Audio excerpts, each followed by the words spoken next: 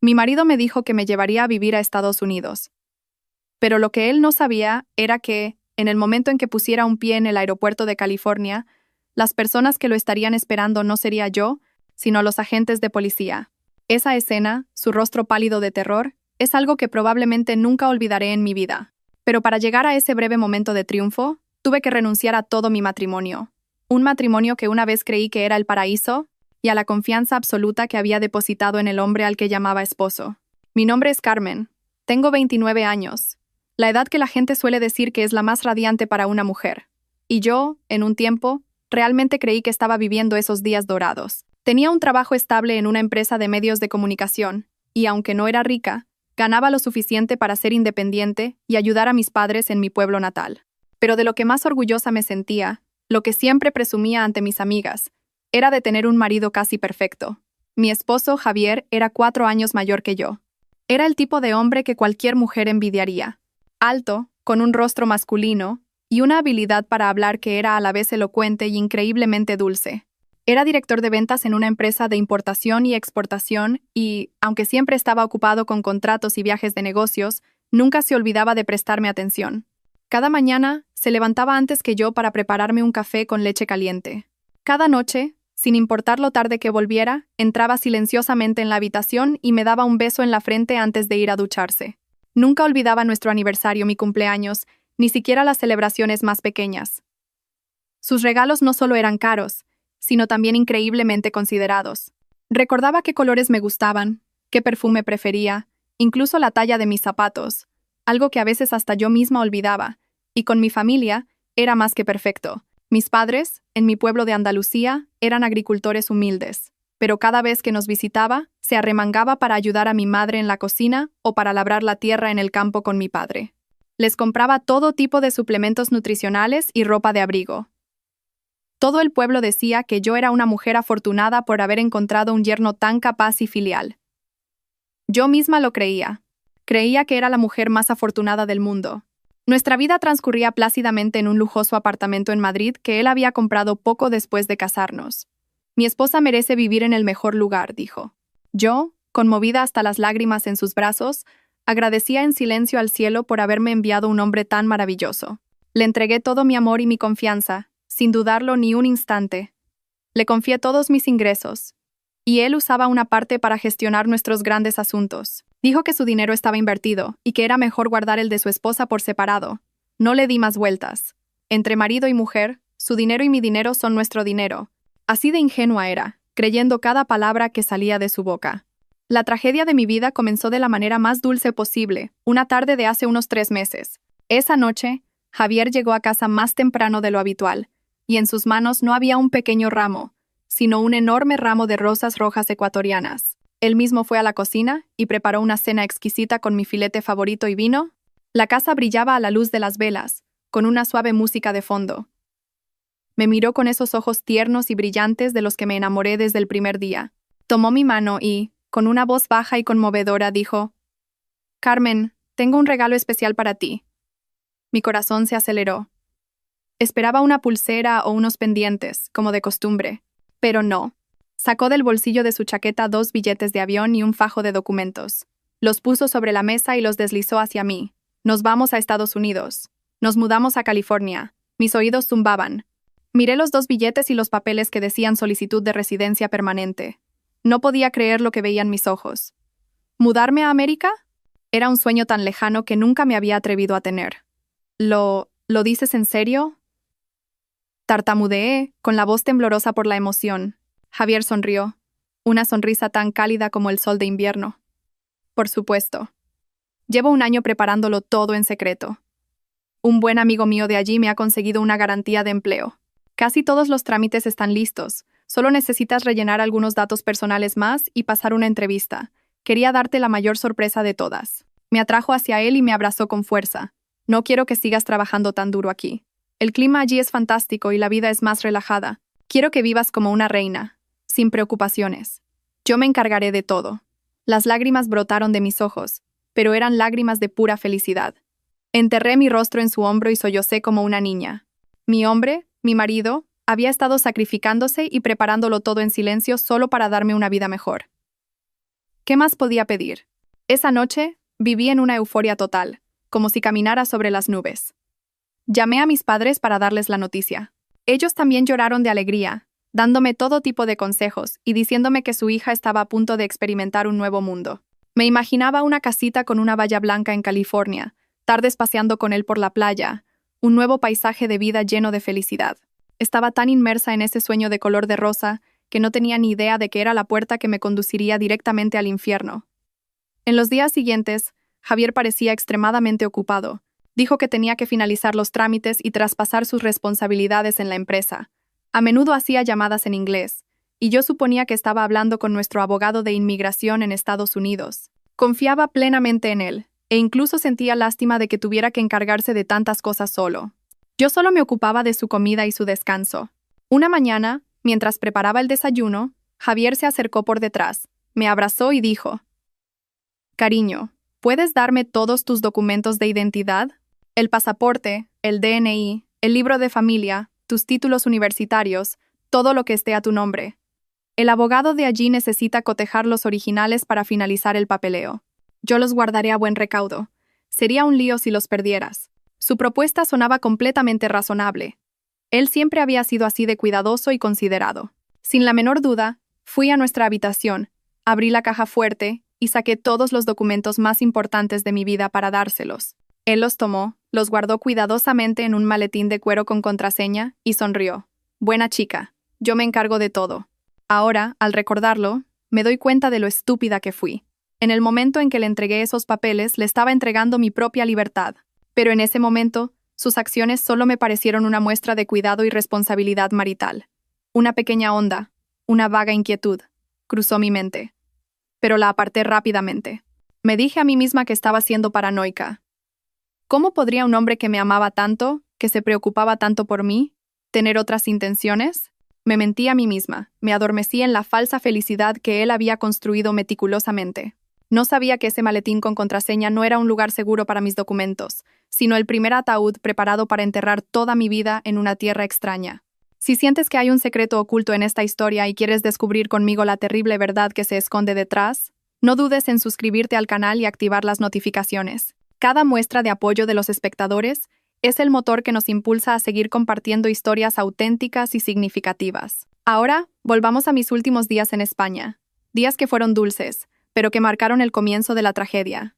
Desde aquella noche fatídica, mi vida transcurrió en una especie de limbo entre la realidad y el sueño. De día, seguía siendo la esposa cariñosa, preparando la ropa de Javier y cocinando sus platos favoritos. Todavía reíamos, hablábamos y nos tratábamos con ternura antes de dormir. Pero en el fondo de mi corazón ya había aparecido una grieta. Una grieta invisible pero que se hacía más grande cada día. El sueño americano, que una vez abracé con toda la alegría, ahora estaba cubierto por una fría capa de niebla.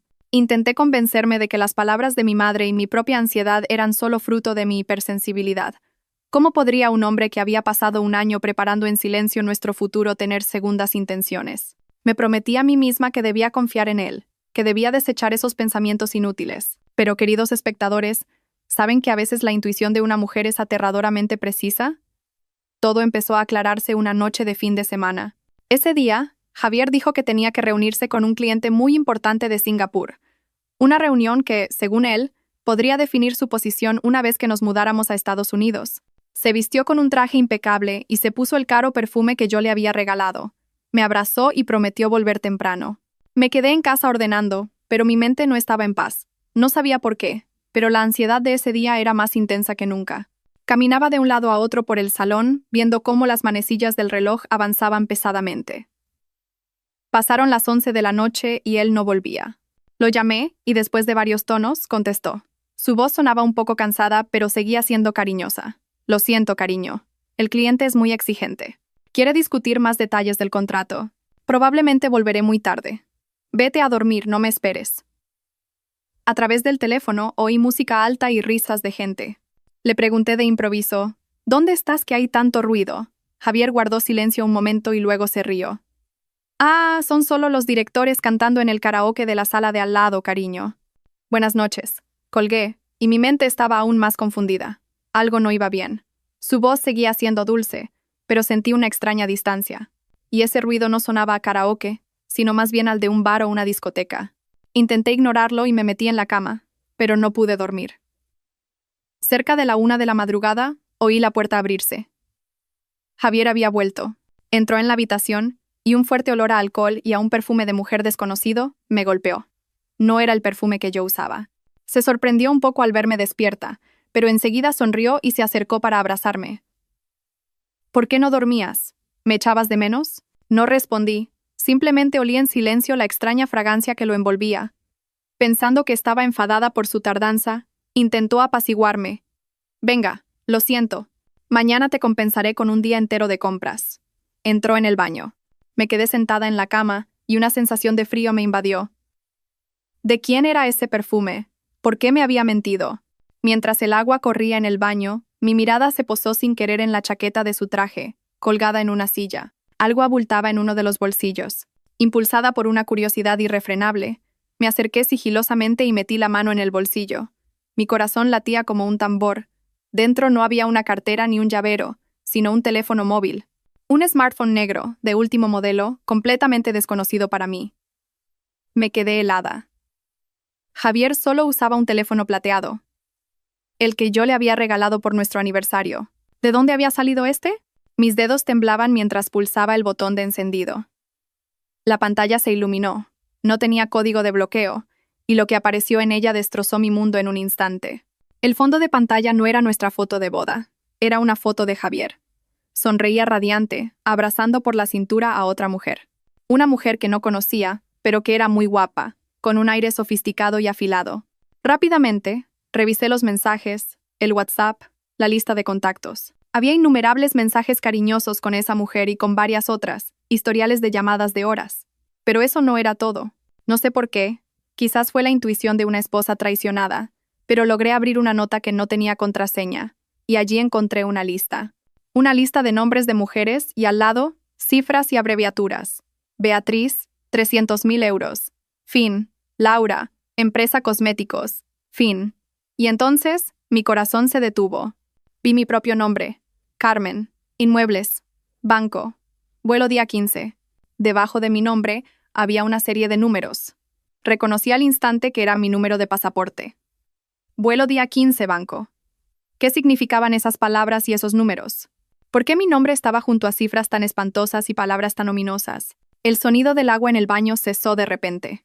Sobresaltada, apagué rápidamente la pantalla y volví a meter el teléfono en el bolsillo de la chaqueta. Corrí a la cama y me tapé con la manta, temblando de pies a cabeza. Oí a Javier salir, vestirse, y luego sentí cómo se acostaba a mi lado, rodeándome la cintura con su brazo y susurrando. Buenas noches, mi amor. No podía moverme ni respirar hondo.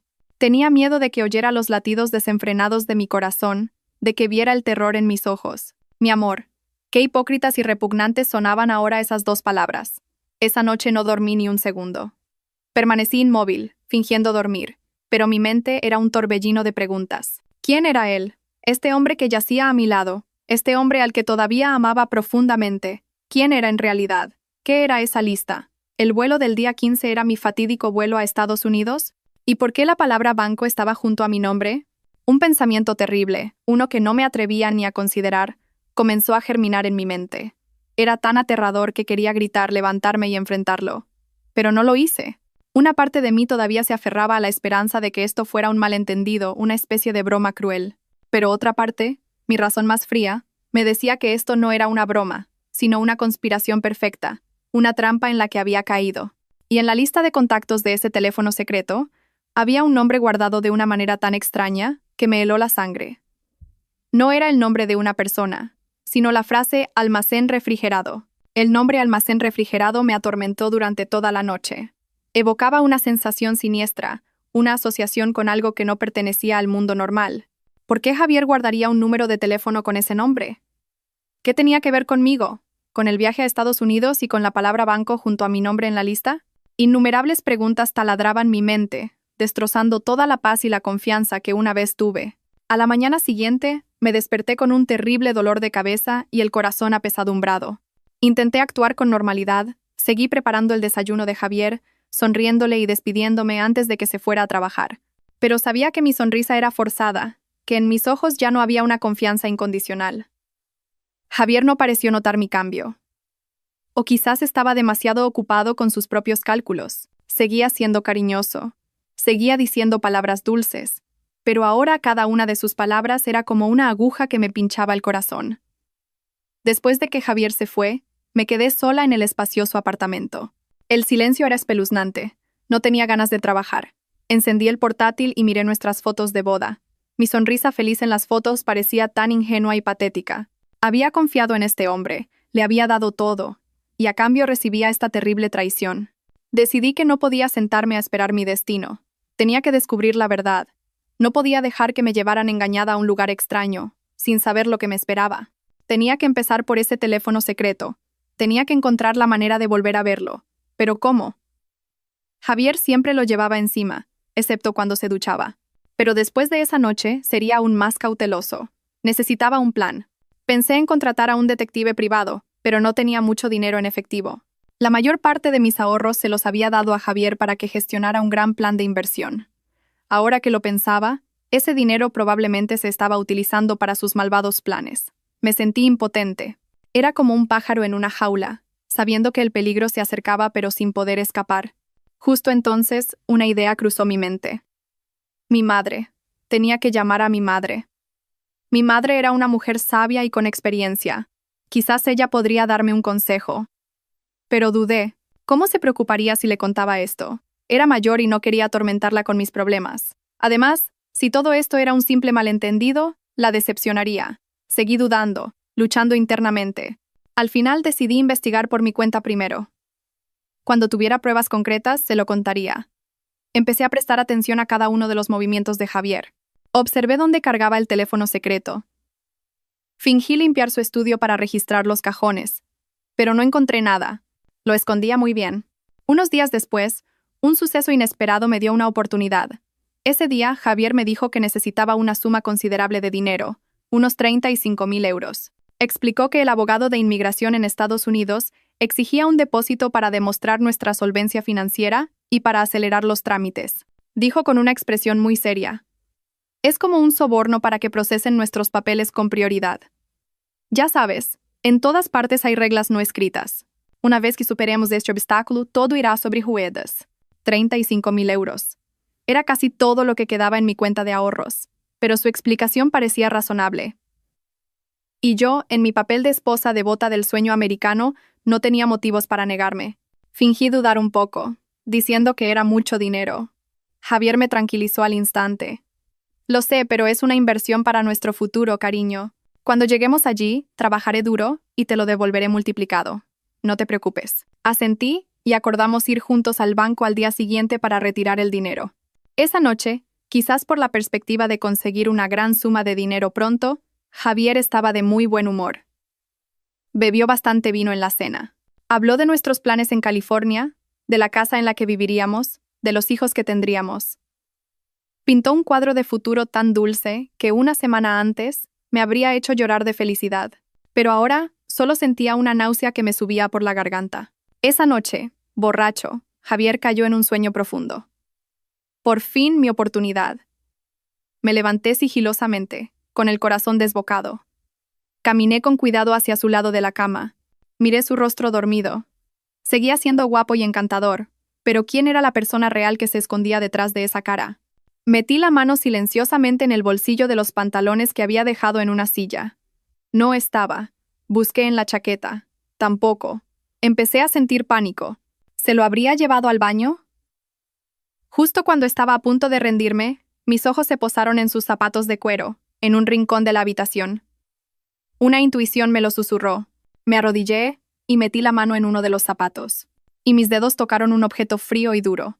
Era él, el teléfono secreto. Lo había escondido en el zapato, donde nadie esperaría. Lo saqué rápidamente, corrí al baño y cerré la puerta con pestillo. Encendí la pantalla. Esta vez, no fui a los mensajes ni a los contactos. Fui directamente al historial de llamadas y lo encontré. Había numerosas llamadas entrantes y salientes al número guardado como almacén refrigerado. En particular, había una llamada de más de 15 minutos la misma noche que Javier supuestamente se había reunido con el cliente de Singapur. Con manos temblorosas, pulsé el botón de reproducción de la llamada. Debía de ser una función de grabación automática que Javier había olvidado desactivar. La voz de Javier sonó, pero no era la voz cariñosa que siempre oía. Era fría, cortante y algo cruel. «¿Hola? ¿Está lista la mercancía?» Al otro lado de la línea, un hombre con voz ronca y áspera respondió. «Claro que sí, Javier. La chica parece muy fresca. ¿Dónde has encontrado algo tan bueno?» «No te preocupes, jefe. Esta mercancía es de primera calidad, y los papeles son perfectos. Pasaporte, título universitario, incluso sabe inglés. Se podrá vender por un precio muy alto cuando la entreguemos. Bien, pero asegúrate de que no cause problemas. No nos gustan los líos». «Sin problemas, jefe. Está loca por mí. Hará cualquier cosa que le diga». Le dije que íbamos a emigrar con residencia permanente y se puso a llorar de alegría. Cuando baje del avión y se dé cuenta de que ha sido vendida, probablemente pensará que es una broma. La risa espeluznante de los dos hombres resonó desde el teléfono. Tuve que apoyarme en la pared para no caer. Todo mi cuerpo temblaba sin control. Mercancía, primera calidad, vender por un precio muy alto, vendida. Esas palabras eran como un martillo golpeando mi cabeza. Dios mío. El sueño americano, la residencia permanente, una vida de reina, todo era una farsa. Una trampa elaborada para venderme, a su propia esposa, a una red de trata de personas. Caí al suelo frío del baño y el teléfono se me resbaló de las manos. No lloré ni grité, solo sentí un vacío aterrador. Todo había terminado. El amor, el matrimonio, la confianza, todo estaba muerto. Y en ese momento horrible, oí que la voz de Javier continuaba en la grabación. Fue una frase que apagó la última chispa de esperanza que quedaba en mí. «Cuando termine este trabajo, pagaré todas las deudas que tengo con vosotros y será mi último encargo. Ya es hora de dejarlo y vivir tranquilo con mi novia». Mi historia acaba de revelar un rincón oscuro y terrible, pero la verdad que se esconde detrás es mucho más compleja y dolorosa. Si sientes indignación, si quieres unirte a mí para desenmascarar a los villanos y buscar justicia, por favor, dale me gusta a este video. Cada me gusta vuestro es un estímulo, una fuerza que me dará el valor para seguir contando la historia de mi vida. No sé cuánto tiempo estuve sentada en el suelo del baño. El tiempo parecía haberse detenido, y a mi alrededor solo había oscuridad, y el eco de las crueles palabras de la grabación. «Está loca por mí». Cuando baje del avión y se dé cuenta de que ha sido vendida, probablemente pensará que es una broma. Una vez pensé que no había dolor más grande que la traición, pero me equivoqué. El mayor dolor es darte cuenta de que toda tu vida, todo tu amor, no ha sido más que una broma, una transacción comercial para la persona en la que más confiabas. Ya no era una esposa traicionada. Era mercancía. Mercancía a punto de ser entregada. La idea me hizo temblar. Me miré en el espejo y vi a una mujer con el rostro pálido y los ojos sin vida. ¿Era yo? ¿La Carmen que siempre había sido segura de sí misma y amante de la vida? Mi marido no solo intentaba vender mi dinero, sino también mi cuerpo y mi vida. Tenía que escapar. El pensamiento ardió con fuerza dentro de mí. No podía morir. No podía permitir que mi vida terminara de forma tan miserable en manos de traficantes en un país extraño. Tenía que vivir. Tenía que desenmascarar a ese demonio con piel humana. Respiré hondo, tratando de recuperar la calma. Me levanté y me lavé la cara con agua fría. Volví a mirarme en el espejo. Esta vez el pánico en mis ojos había desaparecido, reemplazado solo por odio y una determinación de acero. Con cuidado, transferí el archivo de audio del teléfono secreto a mi propio teléfono, escondiéndolo en una carpeta protegida con varias contraseñas. Luego borré los rastros y volví a colocar el teléfono en su lugar original, dentro del zapato de Javier. Regresé a la cama y me acosté a su lado. El olor a alcohol de su cuerpo, que antes solo me molestaba, ahora me resultaba repugnante. Cerré los ojos, pero no para dormir. Estaba pensando, planeando. A la mañana siguiente, me levanté como siempre, preparé el desayuno como siempre y le sonreí a Javier como si nada hubiera pasado. Ahora mi actuación era mejor que la suya. Porque yo no solo estaba actuando, estaba luchando por mi vida. «Cariño, ¿vamos hoy al banco?», preguntó Javier con entusiasmo. «Sí, estoy lista», respondí con voz dulce. Fuimos juntos al banco. Durante todo el camino, no dejó de hablar del futuro, de las cosas buenas que nos esperaban en Estados Unidos. Cada una de sus palabras era como un cuchillo en mi corazón. Pero yo seguía sonriendo, seguía asintiendo. En el banco realicé los trámites para retirar los 35.000 euros. Cuando tuve el fajo de billetes en mis manos, sentí una ironía extrema. Le estaba dando mi dinero al hombre que planeaba venderme, pero no tenía otra opción. Necesitaba ganar tiempo. Necesitaba que él siguiera creyendo que yo era su cordero ingenuo. Le entregué el dinero a Javier. Lo tomó y sus ojos brillaron de alegría. Gracias, mi amor, no te decepcionaré. Los días siguientes, viví en un estado de tensión extrema. De día, era la esposa feliz que esperaba ansiosamente el día de partir hacia América. De noche, era una persona insomne que buscaba una salida. Empecé a buscar información en secreto en Internet, sobre las redes de trata de personas, sobre sus métodos, sobre cómo pedir ayuda en el extranjero. Cuanto más leía, más miedo sentía. Sus víctimas solían ser mujeres ingenuas, engañadas con promesas de matrimonio o trabajos bien remunerados. Eran llevadas a países extraños. Les quitaban sus documentos y las obligaban a hacer trabajos inhumanos. Sus vidas eran un infierno. Sabía que ese era el futuro que Javier había planeado para mí. Tenía que actuar antes de que fuera demasiado tarde. Pero, ¿en quién podía confiar? No me atrevía a decírselo a mi madre.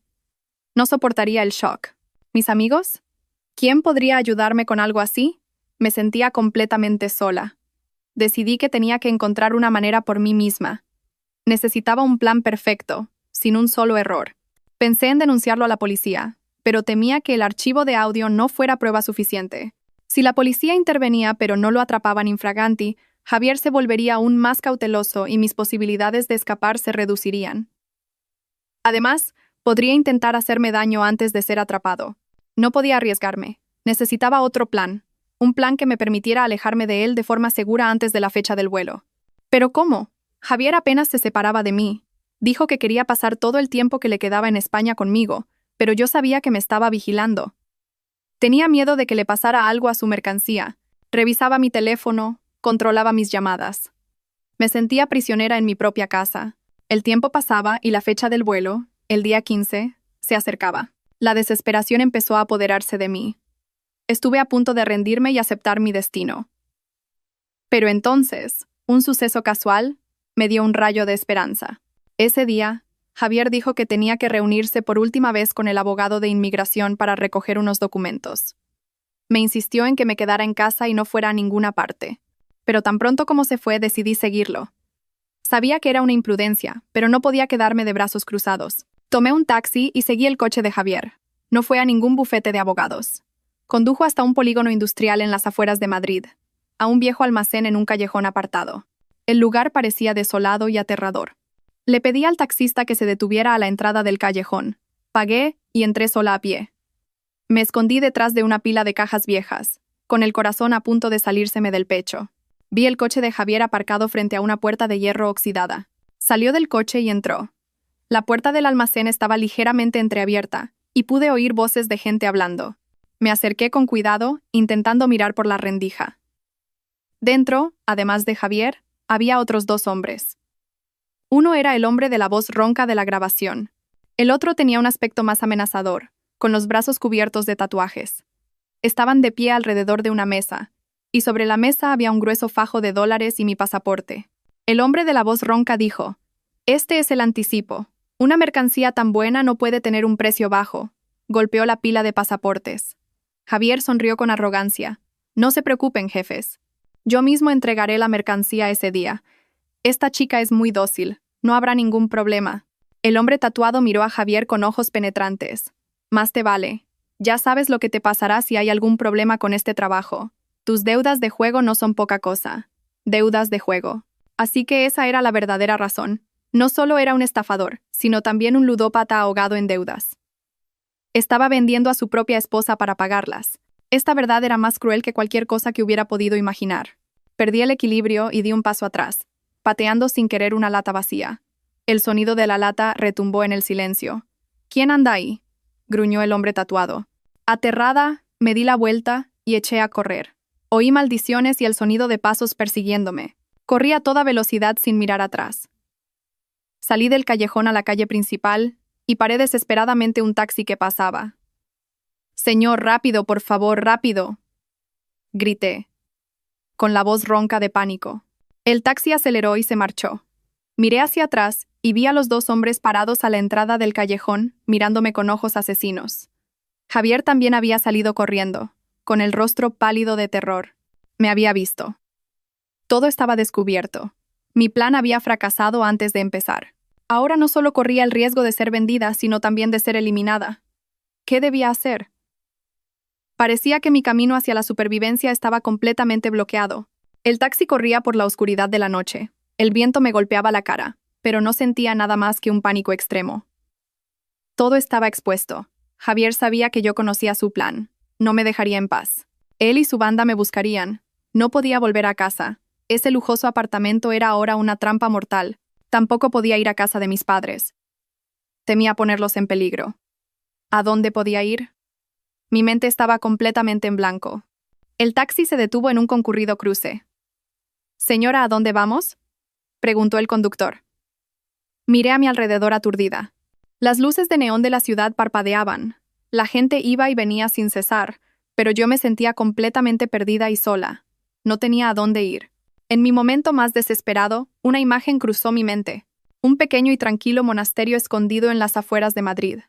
Era un lugar al que mi madre y yo íbamos a veces a buscar paz. El prior, a quien todos llamaban Padre Mateo, era un anciano de rostro bondadoso y ojos siempre llenos de comprensión. No sé por qué, pero en ese momento solo podía pensar en él. «Señor, ¿podría llevarme cerca del monasterio de El Paular?», dije con voz aún temblorosa. El monasterio apareció ante mí, sereno y solemne en medio de la ruidosa ciudad.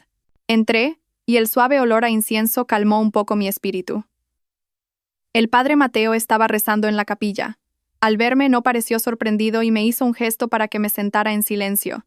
Me arrodillé ante el altar, junté las manos, pero no pude rezar. Las lágrimas simplemente brotaron. Lágrimas de miedo, ira y desesperación que había reprimido durante días. El prior esperó a que dejara de llorar, luego se acercó lentamente y me puso una mano en el hombro. «Hija, cuéntame qué te ocurre. Aquí nadie te juzgará». Su voz cálida y compasiva fue como un bálsamo para mi alma rota.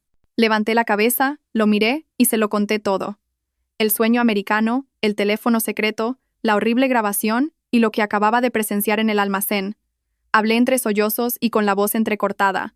El prior escuchó en silencio, y en sus ojos no había sorpresa, sino una profunda compasión. Cuando terminé, suspiró largamente.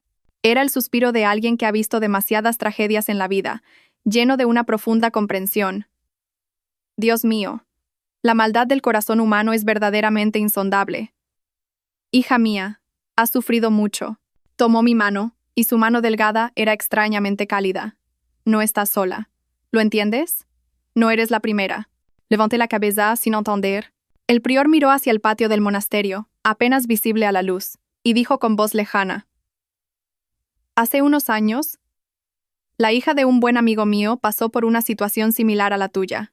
También era guapa, inteligente y creía en el amor perfecto, y también fue engañada y vendida a un país extranjero. Pero tuvo más suerte que muchas otras. Logró escapar. Se volvió hacia mí, con la mirada firme. Y la persona que la ayudó a planear su huida fui yo». Me quedé helada. El padre Mateo, un monje, ¿cómo podía hacer algo así? Como si leyera mis pensamientos. Sonrió. «Antes de ser monje, también viví en el mundo y probé todo tipo de amarguras. Entiendo tu dolor y tu impotencia. Sé quiénes son y lo crueles que pueden ser». Me apretó la mano con más fuerza. «Carmen, ahora no es momento de llorar ni de tener miedo. Tienes que ser fuerte. ¿Quieres vengarte de quienes intentaron hacerte daño? ¿O quieres aceptar tu destino?» «Quiero vivir». Mi voz se volvió más firme. «Y quiero que paguen por lo que han hecho». «Bien», asintió el prior. «Entonces, a partir de ahora, sigue mis instrucciones. Yo te ayudaré». Esa noche, me quedé en el monasterio. Por primera vez en días pude dormir un poco. No fue un sueño profundo, pero ya no me sentía sola ni indefensa. Tenía un aliado inesperado, pero muy poderoso, a mi lado. A la mañana siguiente, el prior me despertó muy temprano. «No tenemos mucho tiempo. Javier te estará buscando por todas partes. Tenemos que ir un paso por delante de ellos». Me llevó a conocer a un hombre llamado Miguel, de unos 40 años. Dirigía un pequeño bufete de abogados, y aunque su apariencia era afable, su mirada era muy aguda. «Este es el hijo del amigo del que te hablé», me presentó el prior. Él la ayudó con los aspectos legales. Miguel me estrechó la mano, y su voz era tranquilizadora. «Señorita Carmen, el padre me ha contado a grandes rasgos su caso. No se preocupe, haremos todo lo posible por ayudarla». Le conté toda la historia de nuevo. Le puse la grabación y le describí lo que había visto en el almacén. A medida que escuchaba, el rostro de Miguel se volvía más serio. Esto no es un simple fraude matrimonial, dijo. Es un caso de crimen organizado que podría estar relacionado con la trata de personas y otras actividades delictivas. Debemos ser extremadamente cuidadosos. Miguel y el padre Mateo se sentaron conmigo y trazaron un plan detallado. Un plan que ni yo misma habría imaginado. Lo primero, dijo Miguel, no puedes desaparecer por completo. Si desapareces, Javier te buscará como un loco, y tu familia en el pueblo podría correr peligro. Tienes que volver. ¿Volver?, pregunté desconcertada. Sí, tienes que volver, continuó el prior, pero no para ser una víctima, sino con un nuevo papel, un nuevo plan. Tienes que hacer creer a Javier que te has rendido por completo, que estás aterrorizada y que has aceptado tu destino. Tienes que bajar por completo su guardia y la de su banda. Miré al prior y a Miguel, todavía confundida. El plan era demasiado audaz, demasiado arriesgado. ¿Volver a la boca del lobo y salir ilesa? Pero al ver la determinación en sus ojos, supe que era el único camino. No tenía a dónde retroceder. Tenía que luchar esta batalla. Ya no sería la víctima. Sería la que le daría la vuelta al tablero, y no solo escaparía, sino que haría caer todo su juego. Pero, ¿cómo podía volver de forma natural? ¿Cómo hacer creer a Javier que me había rendido por completo?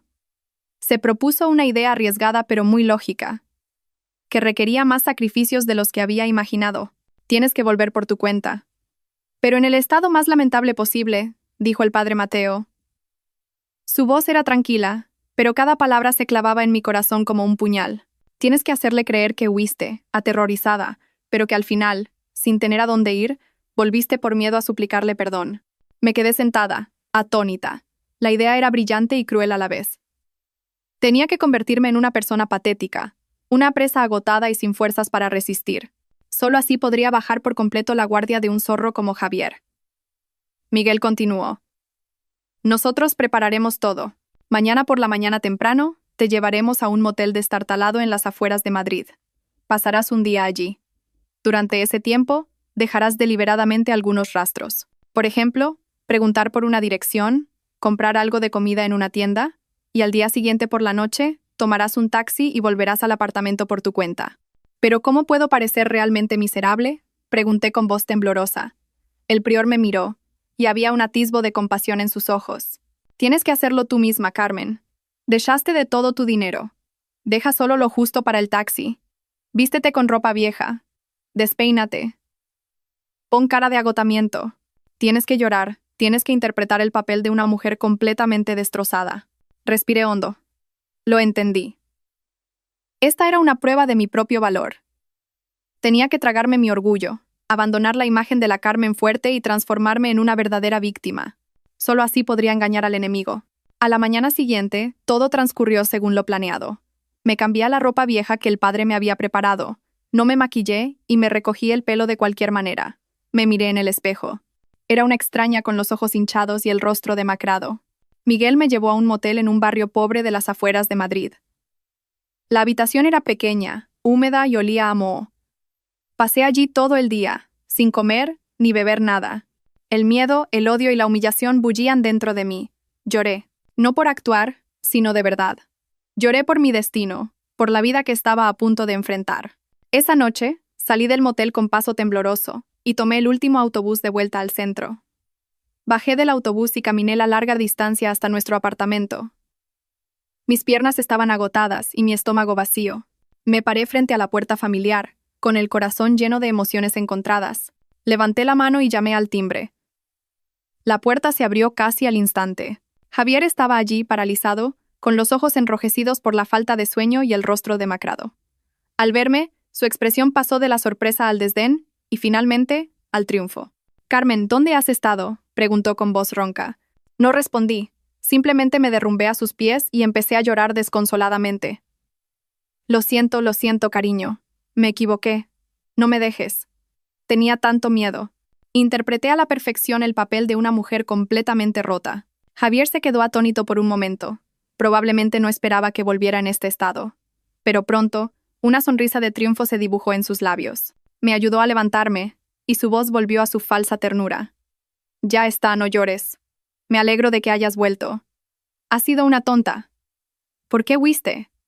¿Sabes lo preocupado que he estado? Me ayudó a entrar en casa y cerró la puerta.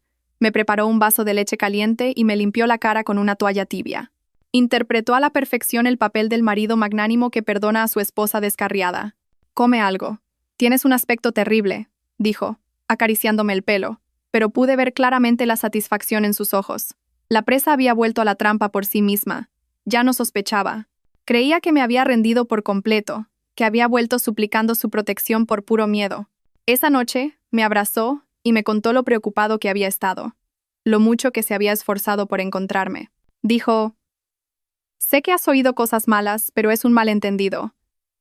Esa gente solo está celosa de nuestra felicidad y difunde rumores. Tienes que confiar en mí».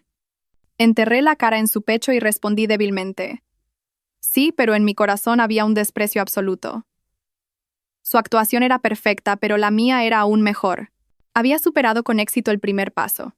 Había vuelto sana y salva a la boca del lobo. Ahora, permanecería junto al enemigo, observando cada uno de sus movimientos, reuniendo más pruebas y esperando el momento de lanzar el contraataque decisivo. Los días siguientes, viví como una sombra en mi propia casa.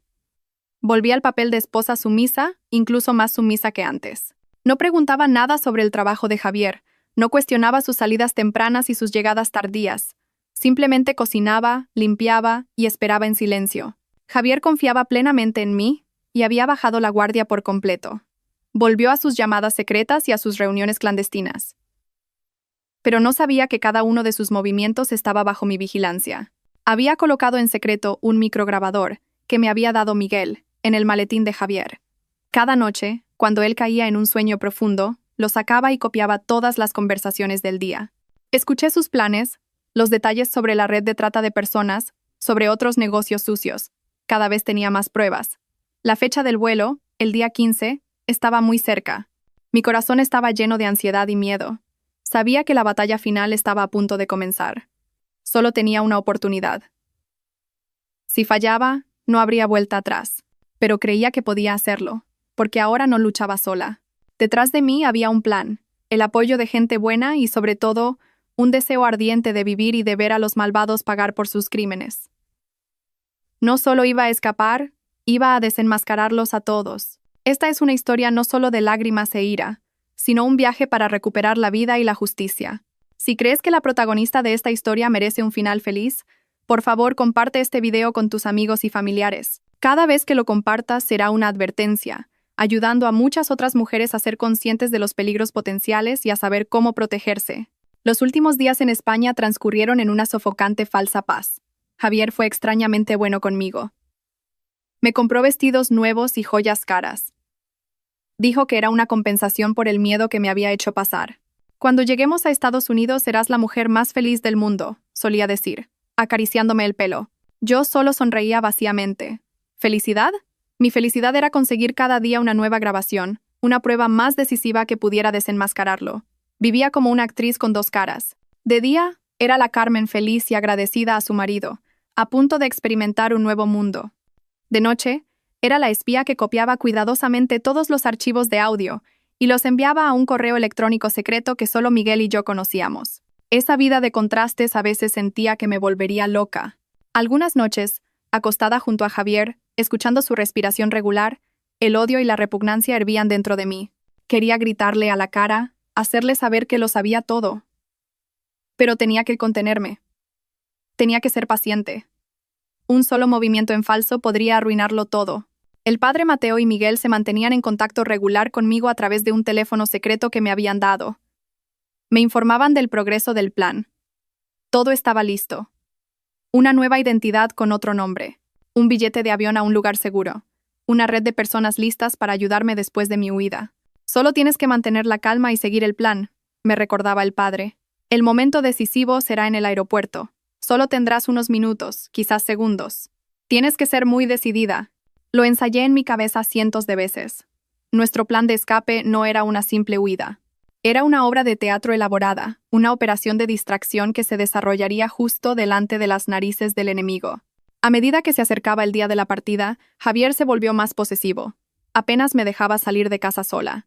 Dijo que temía que volviera a tener ideas raras y escapara, pero yo sabía que estaba vigilando su mercancía. Tenía miedo de que me escapara de sus manos en el último momento. La presión me aplastaba. Adelgacé notablemente. Las noches de insomnio me dejaron profundas ojeras, pero tenía que fingir estar alegre y emocionada. Hablaba de nuestros planes en Estados Unidos, de la casa en la que viviríamos, de los lugares a los que viajaríamos. Cada mentira que decía profundizaba la confianza de Javier. Una semana antes del vuelo, un incidente inesperado casi lo arruina todo. Ese día, estaba en el baño comunicándome en secreto con Miguel cuando Javier volvió a casa antes de tiempo.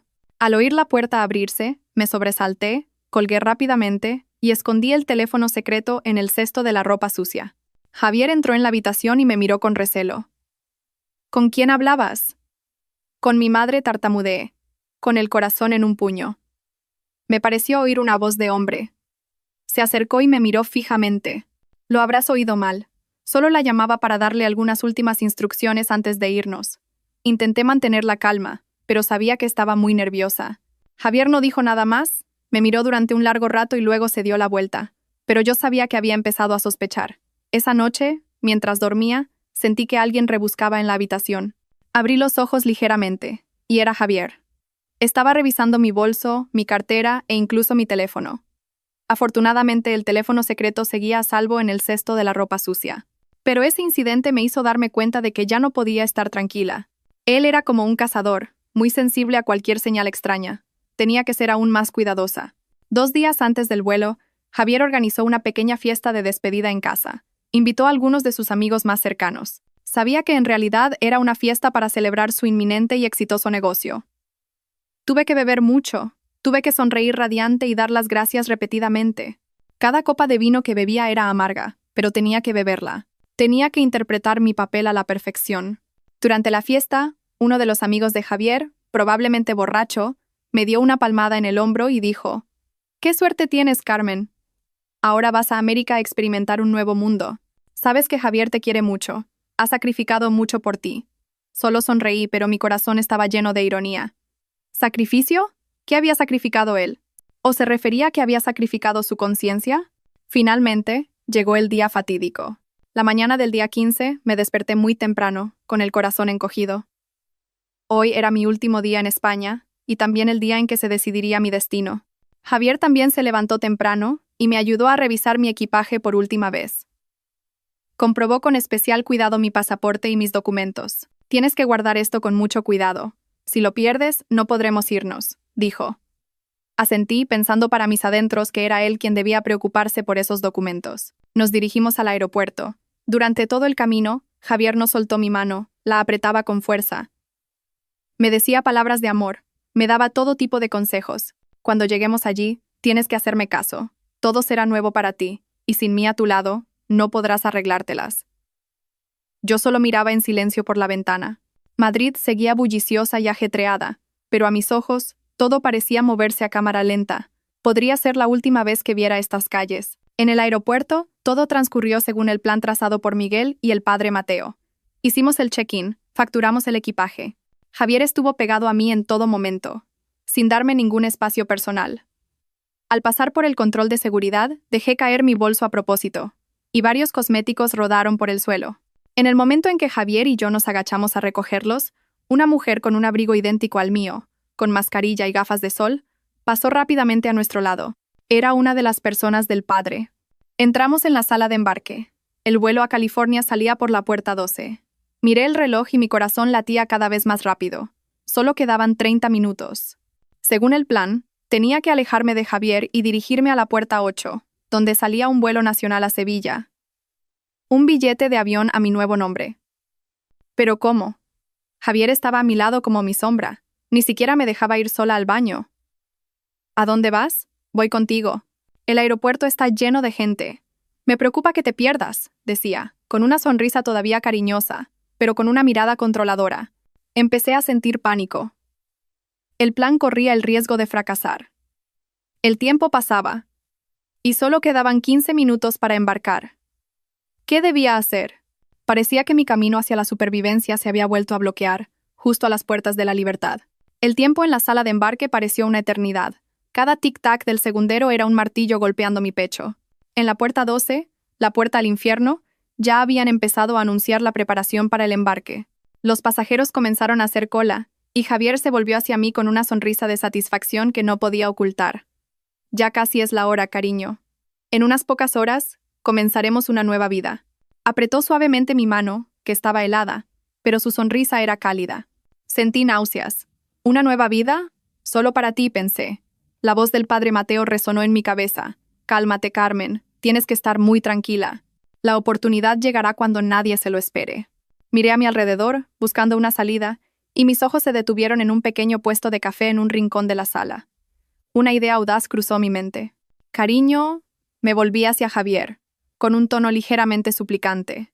Tengo mucha sed. ¿Podrías comprarme un café con leche? Quiero tomar un último café español antes de irnos. Javier dudó un poco. Pero ya casi embarcamos, cariño. Venga, por favor, será solo un momento. Me apetece mucho. Quizás porque estaba de muy buen humor o porque pensaba que en esta sala de embarque era imposible que escapara, finalmente asintió. Está bien, quédate sentada aquí. Vuelvo enseguida. Señaló un asiento justo al lado de la puerta 12 y me lo advirtió con firmeza. Se fue, por fin. Era mi oportunidad. Solo tenía unos minutos. Mi corazón parecía que iba a salirse del pecho. Miré hacia el puesto de café y vi a Javier haciendo cola. Respiré hondo, me levanté y fingí ir hacia el baño. Pero en lugar de girar hacia el baño, seguí recto y me mezclé con la multitud que se movía por la sala. Caminé muy rápido, con la cabeza gacha, intentando no llamar la atención. Puerta 8. Me repetía a mí misma. Estaba al final del pasillo. Casi corría, y las lágrimas de tensión empezaron a brotar. No me atreví a mirar atrás. Tenía miedo de que Javier me estuviera persiguiendo. ¿Es usted la señora Laura García? Una voz grave y masculina sonó a mi lado. Me sobresalté y me giré. Un hombre con uniforme de personal del aeropuerto estaba de pie junto a mí. Era un contacto de Miguel. Sígame, dijo brevemente, y me guió por un pasillo de personal. Caminamos por un pasillo desierto. Mis pasos resonaban en el suelo de baldosas. Me sentía como si estuviera en una película de acción. Finalmente, se detuvo frente a una puerta. La puerta 8 estaba justo delante. Señorita, aquí tiene su billete y sus documentos. Me entregó un billete de avión y un nuevo DNI a nombre de Laura García. Mucha suerte, dijo, y se dio la vuelta y se fue. Me paré frente a la puerta 8. El vuelo a Sevilla estaba en el último llamado a embarque. Miré hacia la puerta 12. A lo lejos pude ver la figura de Javier, con un café en la mano, buscándome aturdido. Un sentimiento de triunfo y amargura se mezcló dentro de mí. Adiós, Javier. Adiós, matrimonio falso. Adiós, infierno al que intentaste llevarme. Me di la vuelta, entregué mi billete y mis documentos al personal de la aerolínea y subí al avión. Cuando encontré mi asiento junto a la ventana, por fin pude respirar aliviada. Lo había conseguido. Había escapado. El avión rodó lentamente por la pista y luego despegó. Miré Madrid desde arriba. La ciudad en la que había vivido, amado y sufrido se hacía cada vez más pequeña. Las lágrimas volvieron a brotar de mis ojos, pero esta vez eran lágrimas de libertad. No sabía qué me depararía el futuro. No sabía a qué dificultades me enfrentaría, pero sabía que me había salvado a mí misma. Había recuperado mi derecho a vivir. Nunca más dejaría que nadie pisoteara mi vida. El vuelo a Sevilla duró poco más de 1 hora, pero para mí fue el vuelo más largo y a la vez más corto de mi vida. Largo, porque cada momento era una espera hacia un nuevo comienzo.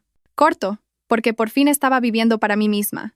Cuando el avión aterrizó, bajé en el aeropuerto de Sevilla y respiré hondo el aire fresco del mar. Una mujer de la edad del padre Mateo me estaba esperando. Sonreía amablemente. Hola, soy Isabel, amiga del padre. Isabel me llevó a una pequeña casa en un callejón tranquilo. La casa no era grande, pero estaba muy limpia y acogedora. Esta será tu casa por un tiempo, dijo. Descansa aquí. Nosotros nos encargaremos de todo lo demás. Esa noche, llamé a mi madre. Al oír mi voz, no pudo contener los sollozos. Hija, estás a salvo. Gracias a Dios. Yo también lloré. Por primera vez en días, pude llorar con tranquilidad. Le conté todo a mi madre. Ella solo dijo, has hecho muy bien. Ahora descansa. Mamá se encargará de todo en casa. Colgué, sintiéndome mucho más ligera. Ya no estaba sola. Tenía a mi madre, al padre Mateo, a Miguel, a Isabel y a toda una red de gente buena dispuesta a ayudarme. Mientras tanto, al otro lado del mundo, podía imaginar a Javier aterrizando en el aeropuerto de California. Me buscaría en vano. Me llamaría, pero no podría contactarme. Y luego recibiría las llamadas de la gente con la que había hecho el trato. Se enfrentaría a su ira, a su enorme deuda de juego, y a la realidad de que lo había perdido todo. Su obra había terminado, pero la mía acababa de empezar. No solo iba a huir, iba a volver, no como una víctima, sino como alguien que exige justicia. Iba a desenmascararlos a todos, no solo por mí, sino también por las otras mujeres que habían sido sus víctimas. El camino por delante aún era largo y difícil, pero estaba preparada. Los primeros días en Sevilla viví en un estado de alivio y ansiedad. Alivio por estar lejos de la mirada vigilante de Javier, pero ansiedad por saber que esto era solo el comienzo. Él y su banda no se rendirían fácilmente. Isabel me cuidó con mucho esmero. Me cocinaba comidas deliciosas y me contaba historias de esta hermosa ciudad. No me preguntaba mucho sobre mi pasado, solo me daba una palmada en el hombro de vez en cuando y decía: «Considera este tu hogar. Todo saldrá bien». La calidez y la paz de este lugar me ayudaron a recuperar gradualmente mi equilibrio mental. Empecé a dedicar tiempo a pensar en el siguiente paso. Huir no era una solución a largo plazo. No podía vivir toda mi vida con un nombre falso, temiendo ser descubierta. Tenía que enfrentarlos. Miguel seguía en contacto regular conmigo. Me informó de que, como habíamos previsto, Javier estaba en un estado de pánico extremo. No podía contactarme, y los traficantes lo llamaban constantemente, amenazándolo con que entregara la mercancía o les devolviera el anticipo con una compensación enorme. Está atrapado en Estados Unidos sin dinero ni documentos, ya que entró con un pasaporte falso, y es perseguido por ambos lados. «Está probando el mismo infierno que él te había preparado a ti», dijo Miguel. No sentí ninguna alegría al escuchar eso, solo amargura. Un hombre que se había llevado a sí mismo a la ruina por su codicia y crueldad, pero sabía que no era suficiente con dejarlo vivir con miedo. Toda una organización criminal seguía en pie. Seguían engañando a otras mujeres. No podía mirar hacia otro lado. Le comuniqué mi decisión a Miguel. «Quiero denunciarlos. Quiero sacar todo a la luz».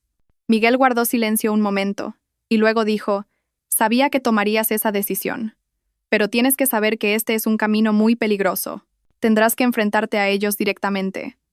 Podrías recibir amenazas. Incluso tu vida podría correr peligro». «Lo sé», respondí con firmeza. «Pero no tengo miedo.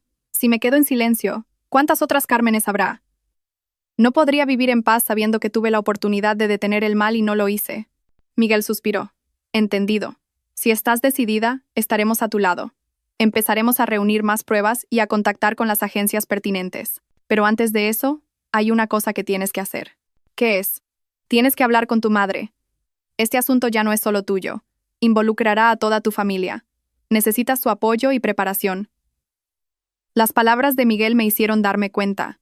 Tenía razón, no podía actuar sola. Tenía que contarle toda la verdad a mi madre. Ya se había preocupado bastante por mí, pero sabía que me entendería y me apoyaría. Esa noche hice una videollamada con mi madre. Al ver su rostro en la pantalla, no pude contener las lágrimas. Le conté de nuevo todo el plan, desde mi regreso para reunir pruebas hasta la escena de la huida en el aeropuerto. Mi madre escuchó en silencio. Su rostro se volvía cada vez más serio. Cuando le dije mi decisión de denunciar a la red de trata, no mostró ningún temor. Me miró, y en sus ojos había compasión y orgullo. «Hija mía, has crecido mucho. Has hecho algo muy valiente. Mamá te apoya. No te preocupes por nada. Mamá se encargará de todo en casa. Tú solo cuida de tu seguridad». El apoyo de mi madre fue mi mayor consuelo. Sabía que por muy difícil que fuera el camino, no estaba sola. Con la ayuda de Miguel, empezamos a trazar un plan detallado. El primer paso era organizar todas las pruebas. Tenía los archivos de audio, los mensajes, las fotos. Miguel usaría sus contactos para investigar más a fondo sobre esta organización, sobre sus cabecillas y sobre otras víctimas. Mientras tanto, no podía quedarme de brazos cruzados. Quería hacer algo para prepararme para una nueva vida. Después de que todo terminara, empecé a buscar cursos en línea sobre marketing, gestión empresarial. Quería mejorar mis conocimientos, valerme por mí misma sin depender de nadie. También empecé a escribir, no para contar mi historia, sino para procesar mi dolor y convertirlo en lecciones. Descubrí que escribir era una forma de sanar. Pasó un mes y Miguel me trajo noticias importantes. Habíamos encontrado un vínculo con otra víctima que había logrado escapar. Actualmente vivía en una ciudad del sur y estaba dispuesta a testificar. Esta noticia me emocionó mucho. Con un testigo más, nuestro caso sería aún más sólido. Pero al mismo tiempo, otra noticia me preocupó. Javier había encontrado la manera de contactar a su familia en España. Llorando, les inventó una historia de que yo lo había engañado, que me había llevado todo el dinero y había huido con otro hombre. Su familia, gente codiciosa y ciega, se tragó la historia por completo. Empezaron a difamarme a mí y a mi familia. No hagas caso a esas palabras, me dijo mi madre por teléfono. Quien nada debe, nada teme. La verdad acabará saliendo a la luz.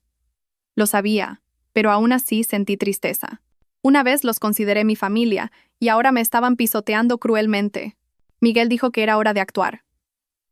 No podíamos dejar que siguieran difamando y campando a sus anchas. Íbamos a presentar todo el expediente tanto a la policía como a las organizaciones internacionales contra la trata de personas. La batalla legal había comenzado oficialmente.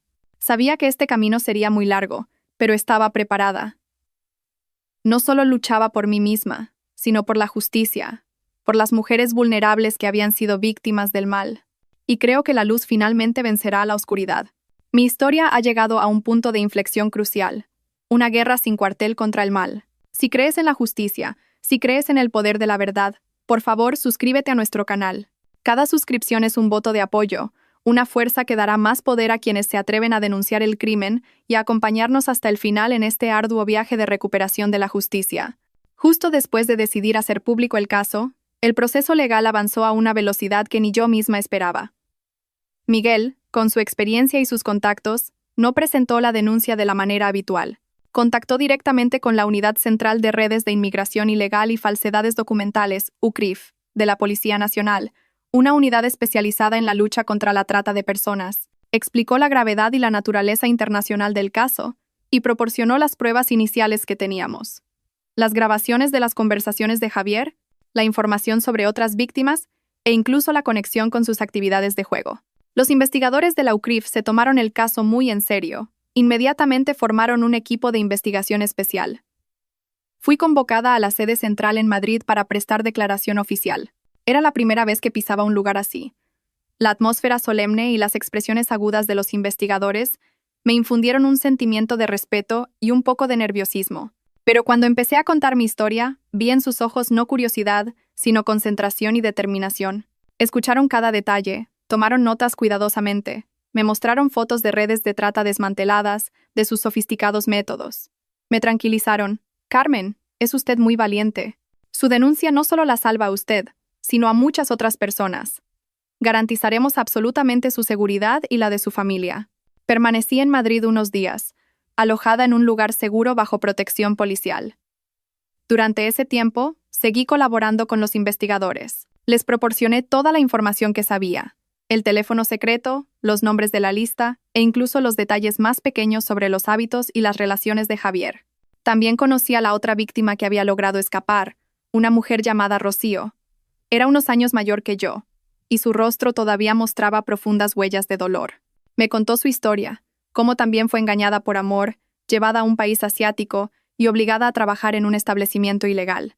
Sufrió días de humillación y dolor antes de tener la suerte de escapar con la ayuda de una organización de derechos humanos. Su historia avivó aún más mi ira y reforzó mi determinación de llevarlos ante la justicia. Mientras tanto, en California se estaba desarrollando otra cacería.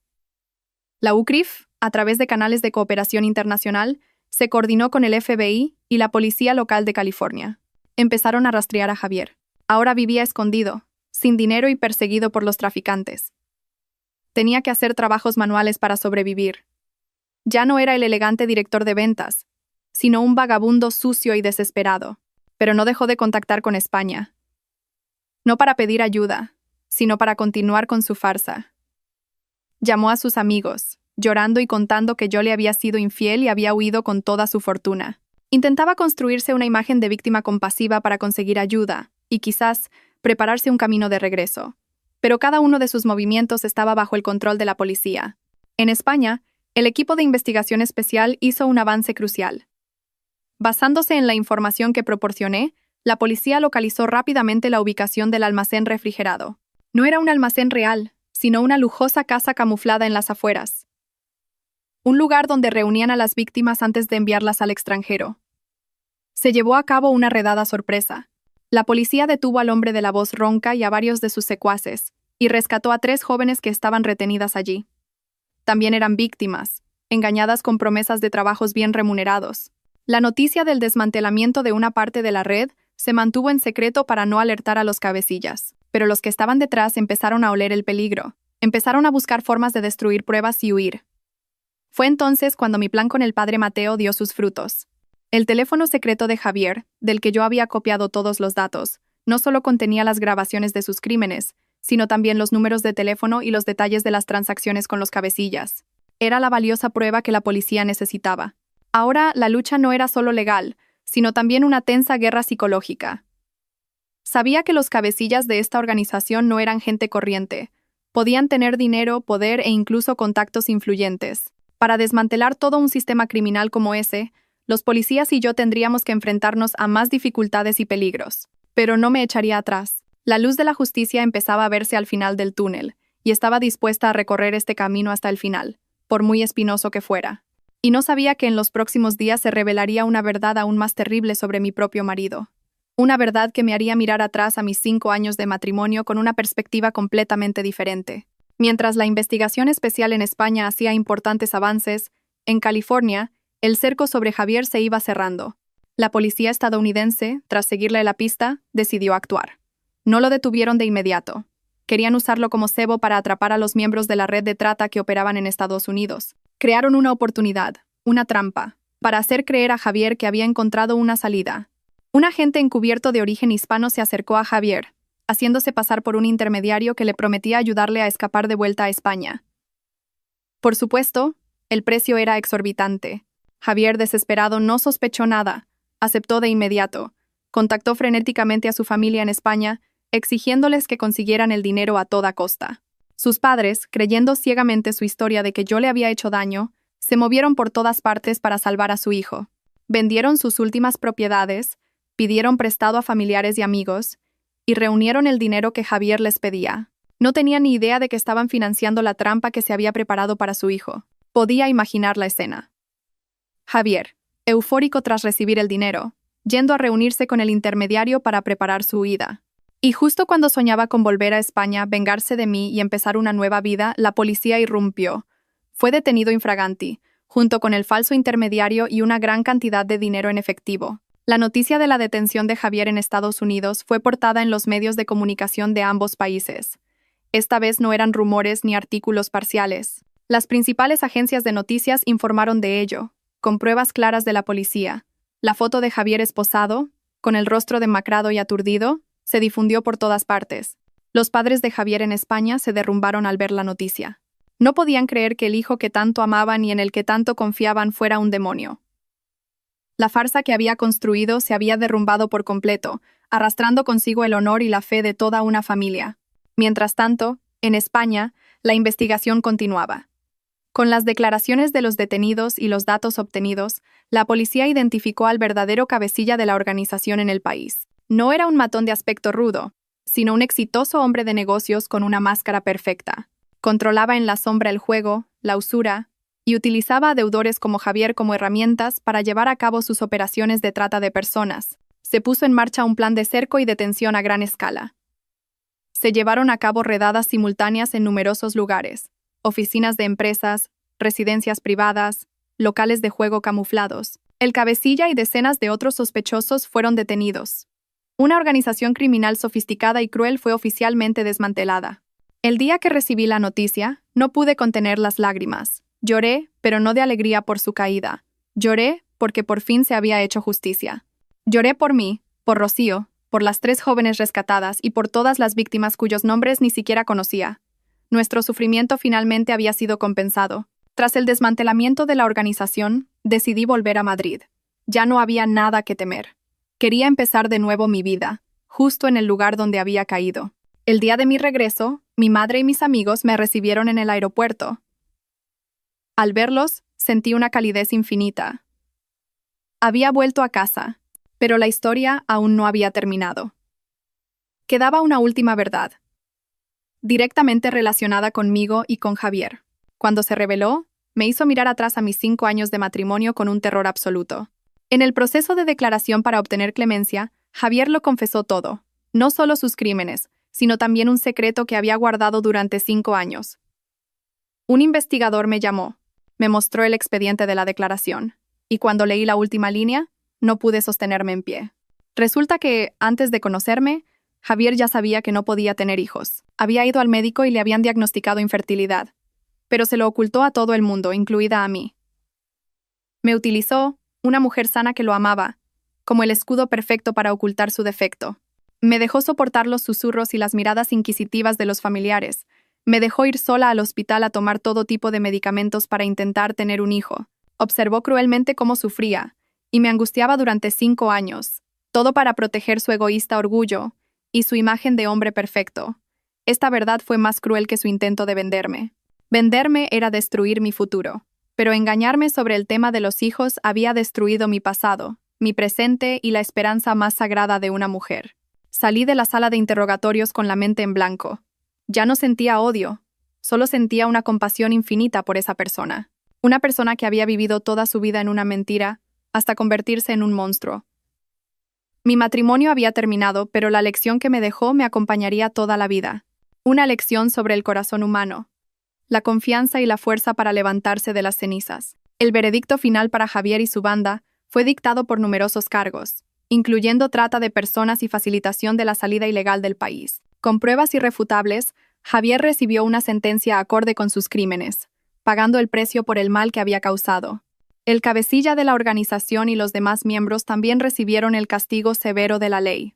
Se hizo justicia, y los medios de comunicación dejaron de mencionar nuestros nombres. La tormenta realmente había pasado.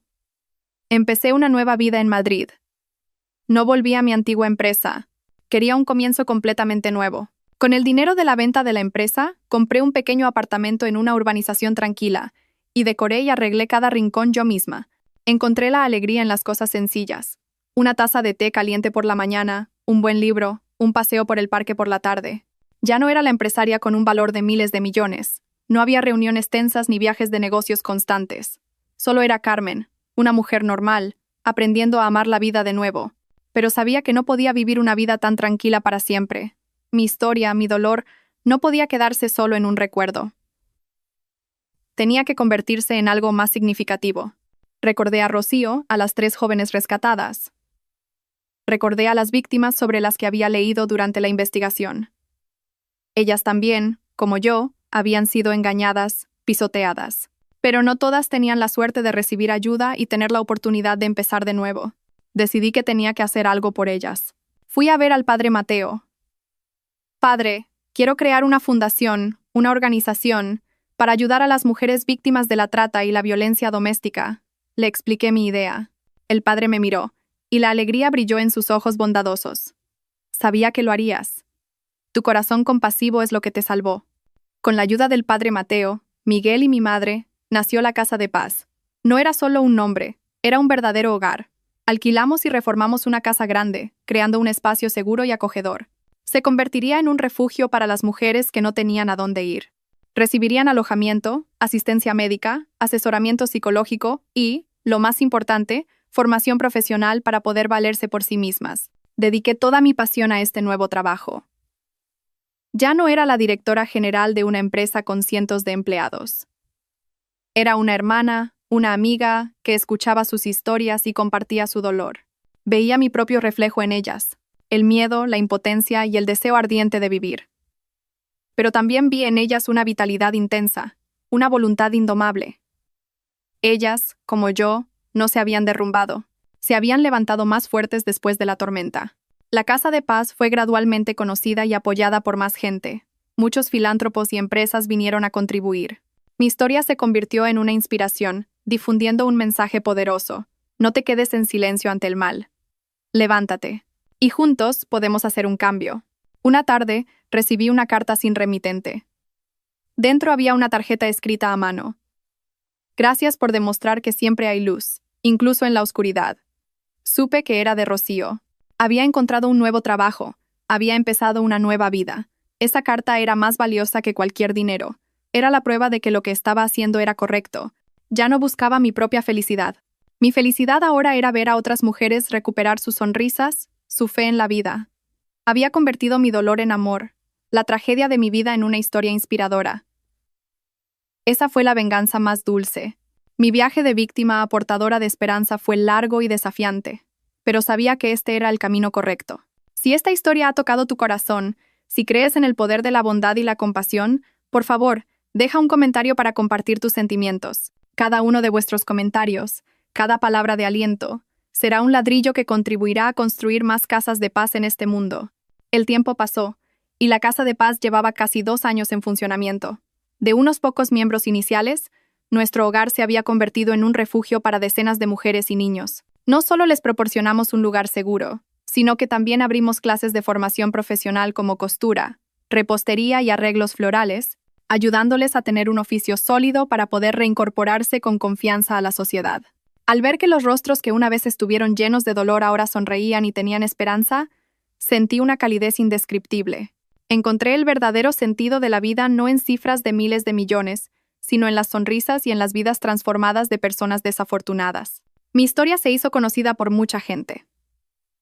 A veces me invitaban a charlas o programas de televisión para hablar de mi viaje. No me negaba. Lo veía como una oportunidad para difundir un mensaje de valor y esperanza. Quería mostrar a todo el mundo que, por muy sombría que sea la situación, mientras no te rindas, siempre hay luz al final del camino.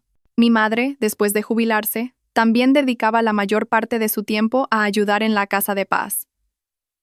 Se convirtió en la gran madre, la abuela de todos. Su experiencia y su amabilidad calentaron innumerables almas frías. Un día, mientras revisaba los libros de cuentas de la fundación, recibí una llamada de un número desconocido. Hola, ¿es usted la señora Carmen?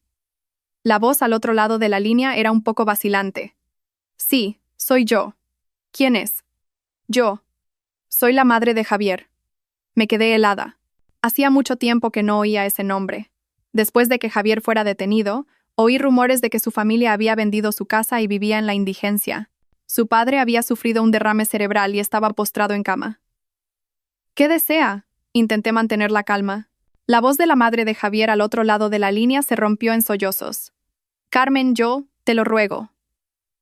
Mi hijo Javier va a salir pronto de la cárcel por buena conducta, pero cuando salga, no tendrá a dónde ir. No tiene casa, sus amigos lo han abandonado. Yo soy vieja, mi marido está enfermo, no sé qué hacer. Lloraba desconsoladamente. Sé que no tengo derecho a pedirte nada, pero ¿podrías darle una oportunidad? Un simple trabajo, un lugar temporal donde quedarse. Te lo suplico. Me quedé en silencio. No sabía qué decir. La ira y el odio de antaño parecían haberse calmado.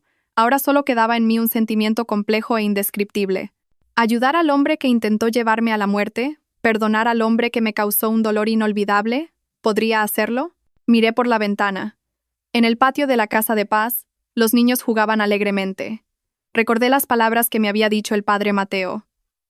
El perdón no es por los demás, sino por la paz de tu propia alma.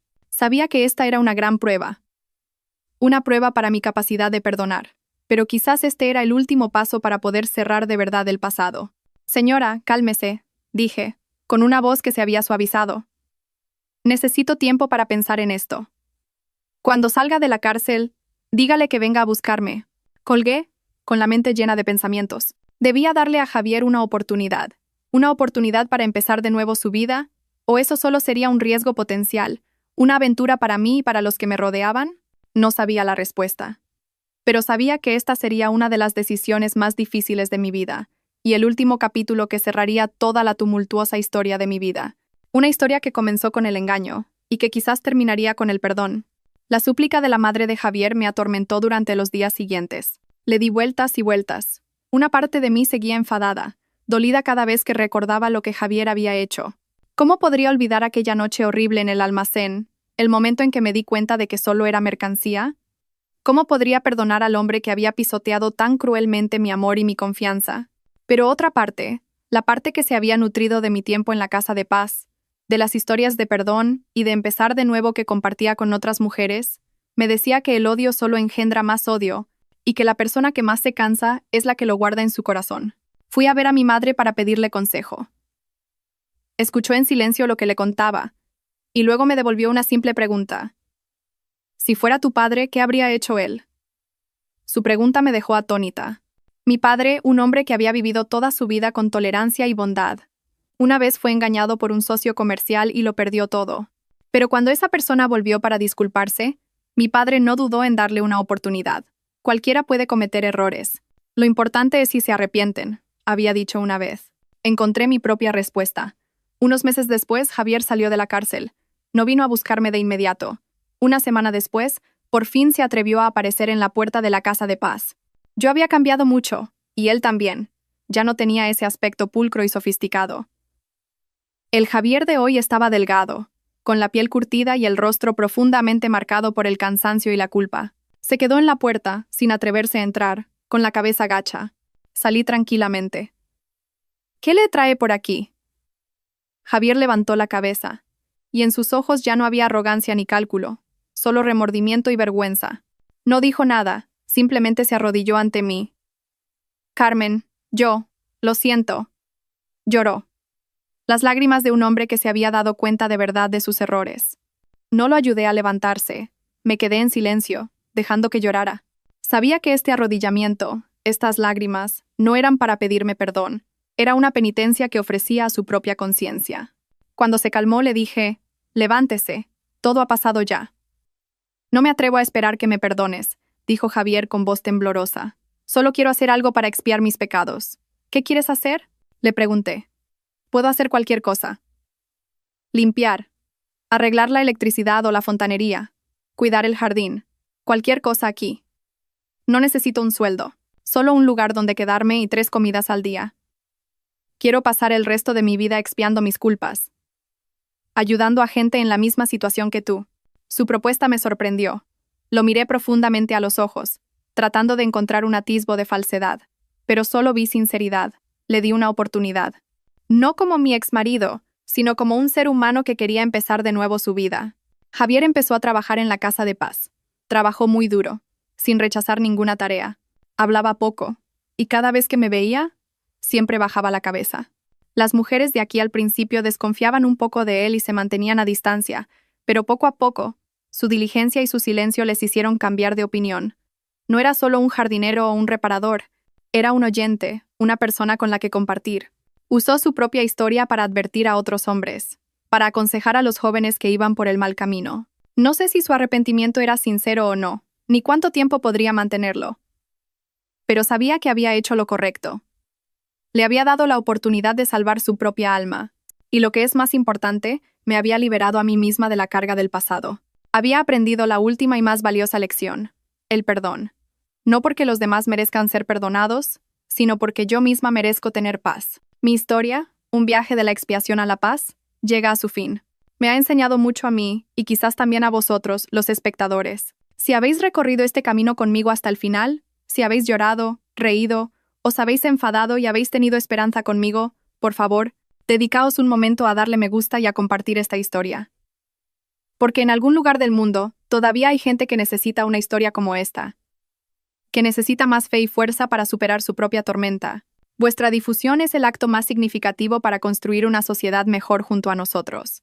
Un año después de la llegada de Javier a la Casa de Paz, muchas cosas habían cambiado. Construimos un nuevo edificio. Añadimos más clases de formación profesional. El número de mujeres y niños rescatados se duplicó. La Casa de Paz ya no era solo un nombre. Se había convertido en un símbolo de esperanza y renacimiento. Javier seguía allí, convirtiéndose en una parte indispensable de este lugar. Ya no era el trabajador silencioso, sino un hermano, un tío querido y respetado por todos. Demostró su arrepentimiento con sus acciones. Recuperó su valor no con dinero ni estatus, sino con trabajo honesto y amor por los seres humanos. A veces hablamos, pero nunca del pasado. Hablamos del futuro de la Casa de Paz, de nuevos planes e ideas.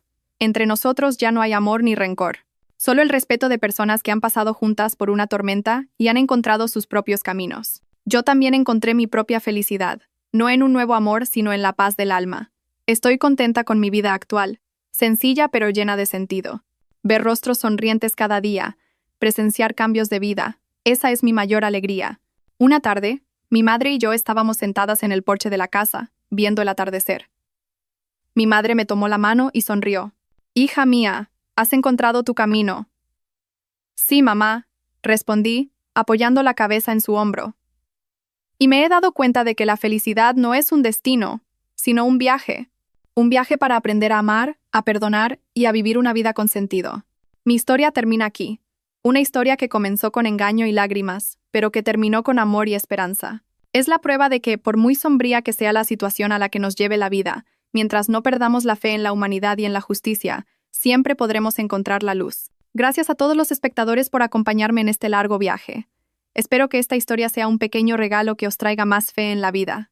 Recordad, después de cada lluvia sale el sol. Y después de cada tormenta, nuestras almas se fortalecen.